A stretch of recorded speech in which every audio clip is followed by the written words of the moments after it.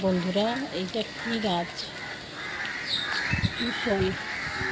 কেউ যদি জেনে থাকেন আমাকে জানাবেন। এটা হচ্ছে, আমরা বলি নৌর ফল। খুব মিষ্টি খেতে, ছোটো ছিল এখন বড় হয়ে গেছে। তাকে বলে নৌর ফল। টক টক, খুব সুন্দর আচার বানানো হয়। গাছে দেখুন ভর্তি, আমার ননদের বাড়ি। আমি আনতে এসেছি নৌর ফলগুলোকে।